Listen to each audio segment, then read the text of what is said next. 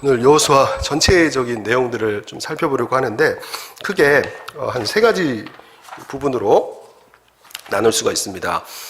이제 하나님께서 모세를 통해서 이제 가나안 땅 직전까지 이스라엘 백성들을 40년간 인도하셨습니다. 출애굽 1세대들은 하나님 말씀 불순종해서 여호수아와 갈렙을 제외하고 아무도 들어가지 못했지만 하나님께서 아브라함에게 그 후손들에게 약속하신 대로 출애굽 2세대들이 약속의 땅을 얻게 되는데 여호수아를 하나님께서 사용하시는 것이죠.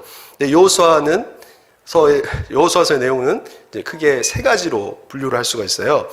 우선 정복 준비를 하고, 두 번째로 이제 정복을 하고, 세 번째로 이제 정착하는 내용이 나와 있습니다. 근데 여호수아 전체에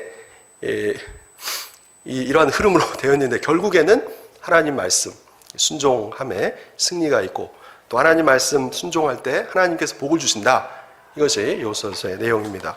우선 이제 크게 첫 번째로 가나안 땅을 정복하기 전에 준비 과정을 합니다. 이제 어떤 준비를 하냐? 여호수아서 1장 8절 우리가 읽은 말씀대로 하나님께서 여호수아에게 이 율법책을 떠나지 말게 하고 밤낮으로 묵상해라. 그러면 평탄하고 형통하게 될 것이다. 이렇게 여호수아에게 이 말씀을 들려주시죠. 그리고 이제 백성들도 여호수아에게 순종하기로 약속을 합니다. 그리고 여호수아를 향해서 하나님의 임재를 누리며 사는 지도자가 되기를 백성들이 원합니다. 그리고 이제 가나안 땅에 들어가기 위해서는 정탐을 해야 되는데 이제 가나안 땅을 정탐하러 갔던 그 과정에서 기생 라합을 만나게 되지 않습니까? 여러분 잘 아시는 것처럼 라합은 이제 이방인 또 기생이었고 거짓말장이었죠. 그리고 동족의 배신자였습니다.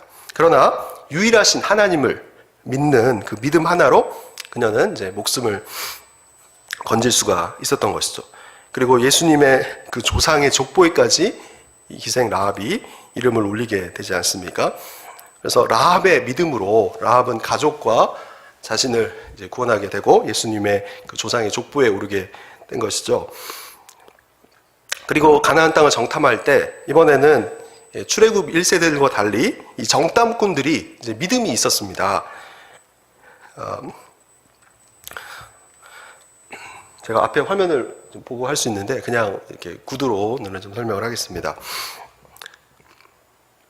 여호수아서 2장 22절과 24절에 보면 이 정탐꾼들이 이렇게 고백합니다. 진실로 여호와께서 그 땅을 우리 손에 주셨으므로 그 땅의 모든 주민이 우리 앞에서 간담이 녹더이다. 출애굽 1세대들 이 가데스 바네아에서 12명의 정탐꾼 중에 10명은 메뚜기와 같다. 저들은 장신인데 우리는 저들의 먹이가 될 뿐이다. 이렇게 악평을 하고 정탐 보고를 잘못하지 않습니까? 그런데 이번엔 그들과 달리 이 정탐꾼들이 믿음으로 이제 하나님께서 주실 땅을 기대하면서 이렇게 고백하는 것이죠. 여호와께서 그 땅을 우리에게 다 주셨다. 오히려 그 땅의 주민들이 우리 앞에서 간담이 녹는다. 그래서 가나안 땅을 정탐하면서 이렇게 라합의 믿음 그리고 정탐꾼들의 믿음 있는 행위를 우리가 보게 됩니다. 그리고 이제 가나안 땅에 들어가려면 무엇이 있는가? 요단강이 가로막고 있죠. 이스라엘 백성들이 이 요단강을 건널 때 봄철이라고 합니다. 당시에는 강물이 불어서 강둑까지 넘쳐 흐르고 있는 상황이었는데 강을 건너기에는 가장 불리한 조건이었죠. 그런데 하나님께서 제사장에게 언약궤를 메고 있는 제사장에게 명령하십니다. 발에 물을 잠거라. 그렇게 하자 물이 좌우에 쌓여서 흐르지 않게 되는 하나님의 역사를 경험하게 됩니다. 제사장들의 믿음도 우리가 보게 됩니다. 어느 순간에라도 다시 무너져 내릴 수 있는 그 수미터나 되는 물이 쌓여있는 그 강바닥에 그 몇 시간 동안 서 있었던 이 제사장들의 믿음도 놀라운 믿음이라고 할 수 있는 것이죠. 요단강이 갈라지는 이 기적을 통해서 모세와 같이 하나님께서 여호수아를 이제 지도자로 이제 공식적으로 이렇게 세워주시는 계기가 되게 됩니다. 그리고 이제 요단강을 건너고 나서 이 길갈이라는 곳에 요단강에서 취한 12돌을 이제 세우게 됩니다.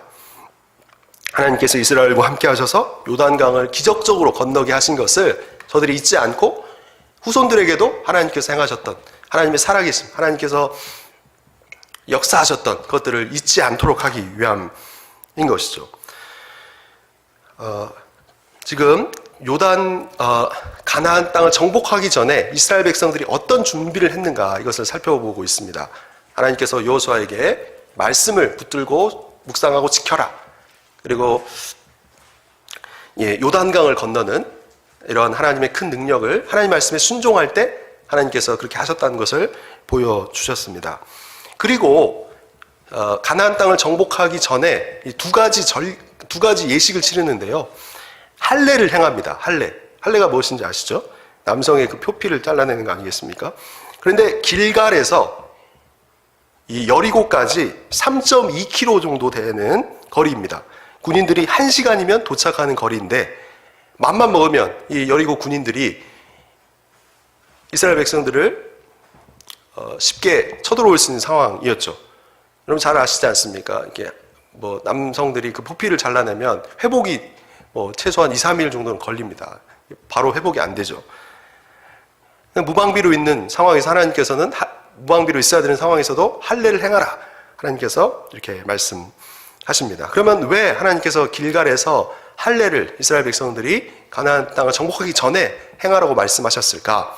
저들이 하나님의 백성됨이라는 것을 확인시켜 주는 것이죠. 세례가 무엇입니까? 예수님이 나의 유일한 구주이고 주인이십니다라는 내 신앙을 많은 사람들 앞에서 고백하는 거 아니겠습니까? 그래서 믿음이 있다는 것을 물세례를 베품으로 확증시켜 주는 것이죠. 할례도 마찬가지입니다. 이미 성령의 세례를 받아서 하나님의 백성이 되었다는 것을 할례를 통해서 확인시켜 주는 거죠. 그러면 이스라엘 백성들이 어떻게 살아야 됩니까? 이제 마음이 부드러워졌으니까 하나님의 말씀을 따라 살아갈 것을 하나님께서 결단하게 하는 시간이 할례를 행하게 하는 그 사건의 의미였던 것이죠. 그리고 또 한 가지 하나님께서 유월절을 이제 지키라고 하십니다.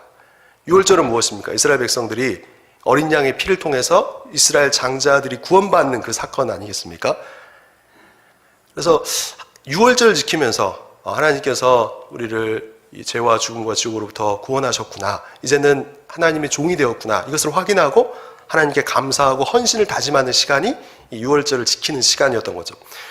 그래서 가나안 땅을 정복하기 전에 이 두 가지 예식을 행하게 했습니다. 지금 이제 정복 전쟁을 하기 위해서 쳐들어왔는데 이 가나안 군인들이 얼마든지 침략할 수 있는 상황이지만 하나님께서는 먼저 하나님의 백성됨을 확인하고 하나님의 말씀에 순종할 것을 다시 한번 시청과 교육을 시켜 주시는 것이죠. 그리고 이제 가나안 땅을 정복하기 바로 직전에 이제 만나가 이제 그치게 됩니다. 40년 동안 광야에서 6일 동안 만나가 날마다 내리지 않았습니까? 하나님께서 저들을 이렇게 공급해 주셨는데 이제 가나안 땅에 왔으니 이제 이것이 그치게 된 것이죠. 우리가 눈에 보이는 그 필요들이 결핍되었다는 것은 어떤 측면에서 우리의 삶을 인도하고 계신 하나님께서 또 다른 방법으로 우리의 필요를 채우시고 더 좋은 것을 공급하시겠다는 사인이기도 한 것이죠. 이렇게 정복 준비를 하고 이제 크게 두 번째로 이스라엘 백성들이 여호수아서에 보면 가나안 땅을 정복하게 됩니다. 이 정복도 세 가지 방법으로 이루어져요. 이 가나안 땅의 그 중부 지방을 먼저 점령하고 그리고 이제 남부 북부를 차례대로 점령을 하게 됩니다. 이 가나안 땅 이 중부 지방에 있던 지역 첫 번째가 어디입니까? 여리고성 아니겠습니까? 우리가 잘 아는 것처럼 하나님께서 여리고성을 6일 동안 날마다 한 바퀴씩 돌아라. 그리고 7일에는 7바퀴를 돌고 제사장이 7 양각 나팔을 불면 백성들이 함성을 지르게 했죠. 그렇게 할 때 하나님의 말씀에 이렇게 순종했는데 여리고성이 무너지지 않습니까? 그러니까 하나님의 말씀에 순종할 때 하나님께서 일하신다는 것을 여리고성 정복을 통해서 보여주고 있는 것이죠. 그리고 여리고성을 정복할 때 하나님께서 그 전리품은 나에게 다 바쳐라 이렇게 말씀합니다. 은, 금, 동철 이런 거는 하나님께 바치고 그리고 물건, 사람, 동물의 생명은 몰살시켜야 된다 이렇게 명령을 하십니다. 그런데 나중에 아간이라는 그 사람이 그 아름다운 외투 한 벌, 또 은 200세겔, 50세겔 되는 금덩어리를 탐내어가지고 자기 장막 땅 속에 감추지 않았습니까? 그래서 이스라엘 백성들이 아이성 전투에서 패하게 되고 그 가족들이 죽게 되는 것이죠.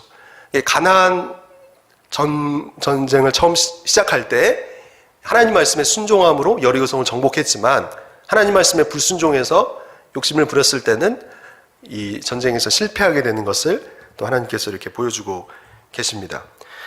이스라엘이 하나님께 순종하고 하나님을 신뢰하면 아무리 큰 어려움도 능히 극복할 수 있지만 자신의 뜻을 고집한다면 아주 사소한 문제도 걸려 넘어질 수밖에 없다는 것을 이렇게 보여주는 것이죠.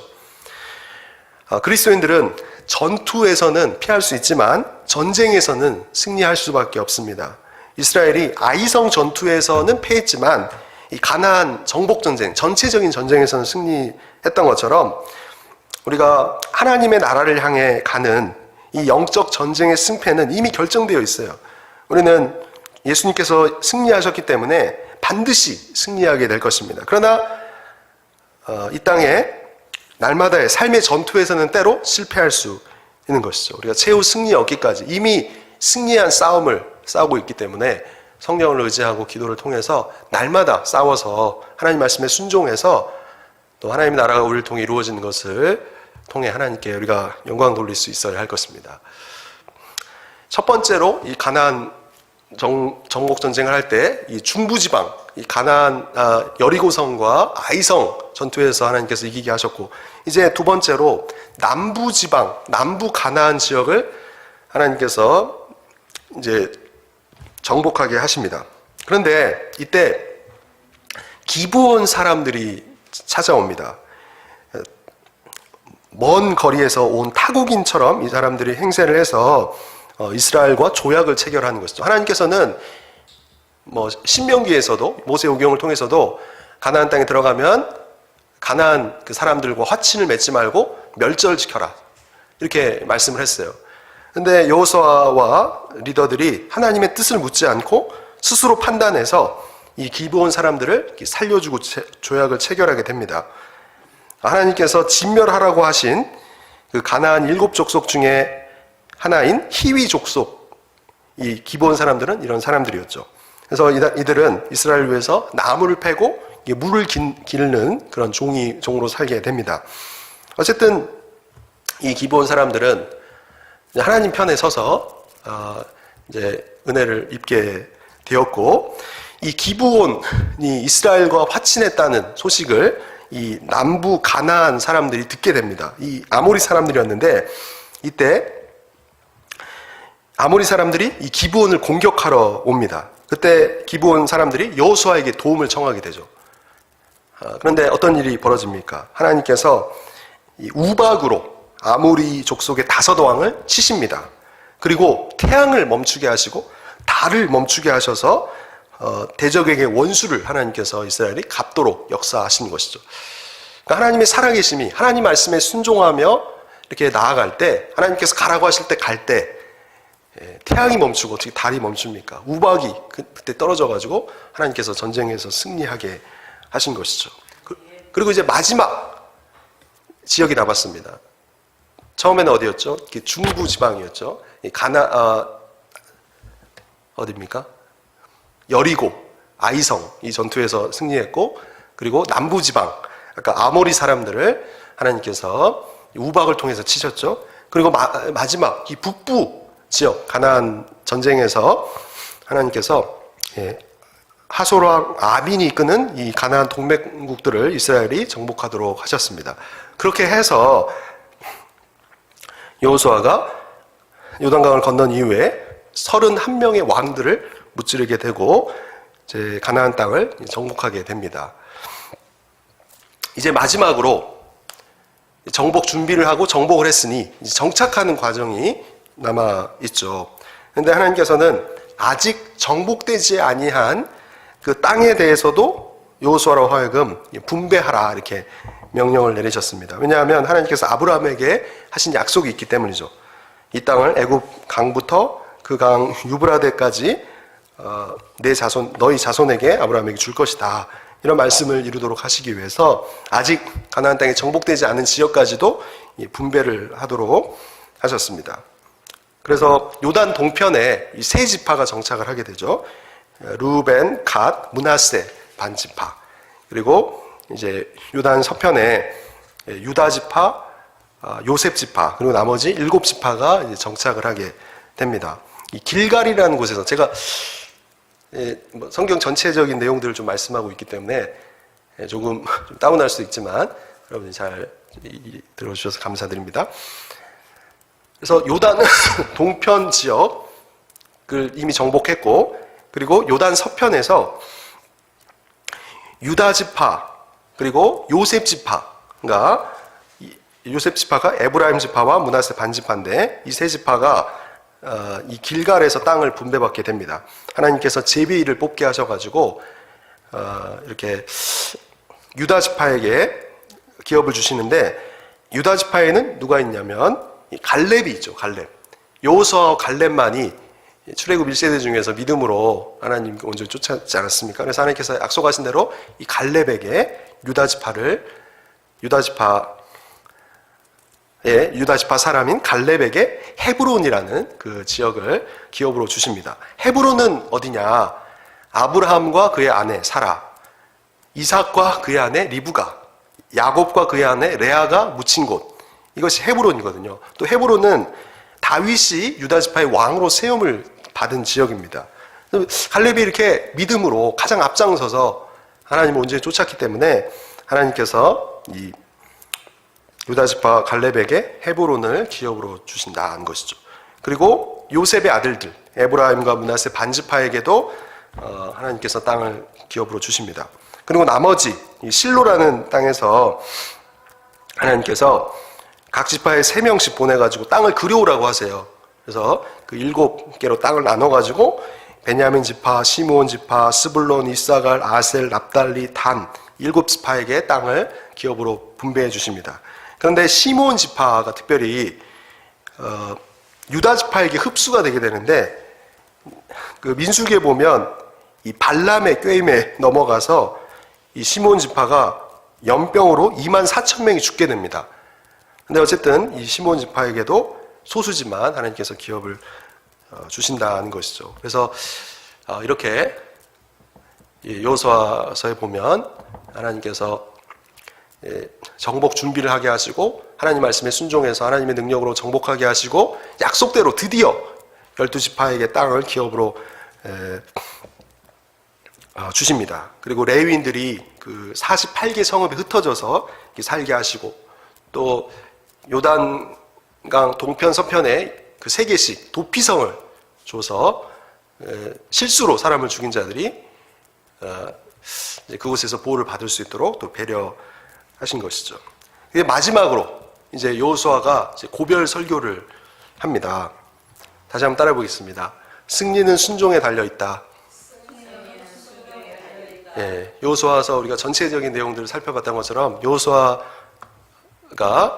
이제 죽기 전에 마지막으로 가나안 땅을 분배받은 기업으로 받은 이스라엘 백성들에게 설교를 하는데, 그 설교의 핵심은 승리는 하나님의 말씀에 순종함에 달려 있다는 것이죠. 하나님의 복은 오로지 순종으로부터 온다. 그것을 보게 됩니다. 여리고성이 어떻게 정복이 됐습니까? 그리고 기브온 사람들과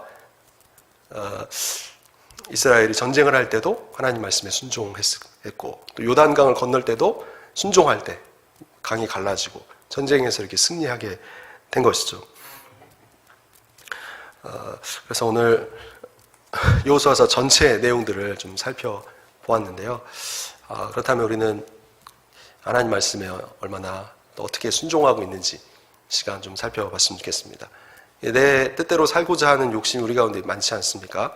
그러나 우리가 기도를 통해서 성령 충만할 때 우리의 죄성과 싸워서 하나님의 말씀에 순종할 수 있고, 또 하나님께 영광 돌릴 수 있고, 다윗과 같이 하나님의 마음에 합한 자가 돼서 하나님의 뜻을 이루고 또 하나님 앞에 칭찬받는 그런 종으로서 훗날 우리가 서게 될 줄로 믿습니다.